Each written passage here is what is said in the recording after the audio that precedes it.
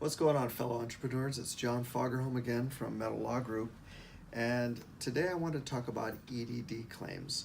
I get a lot of calls and I do a lot of consultations related what to do if an ex-employee files an EDD claim.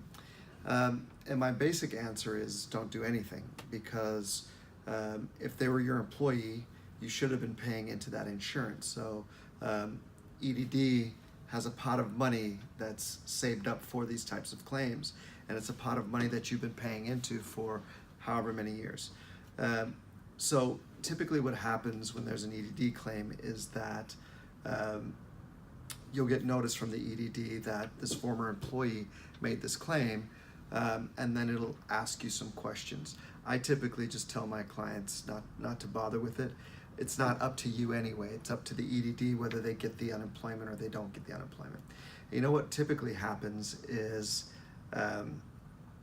when you challenge an unemployment claim, then the ex-employee gets upset, and then they file labor board claims, and then it just ends up costing you more money.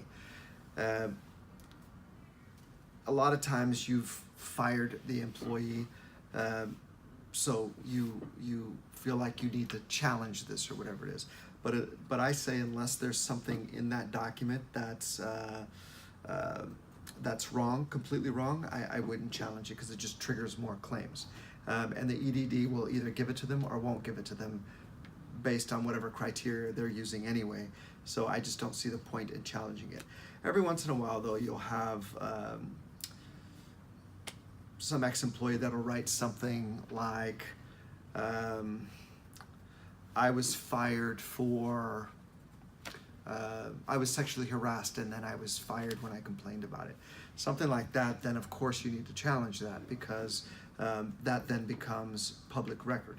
And if they later sue, then they can subpoena those documents and say, look, you had noticed that they had indicated this and you didn't challenge it back then. So not an admission of guilt by any stretch of the means, but it's at least one piece of evidence against you, so better to challenge it. The other times that I think you challenge it is if it's an independent contractor that then files an unemployment claim. Then you should challenge it. However, be very careful, because in California almost nothing is an independent contractor anymore, and I've made several of those videos. So when you then go in and challenge it, it triggers other issues related to misclassification. So anyway, those are my thoughts on EDD claims. I think you don't challenge them unless you absolutely have to. And like I said, it's insurance. You've already paid into it.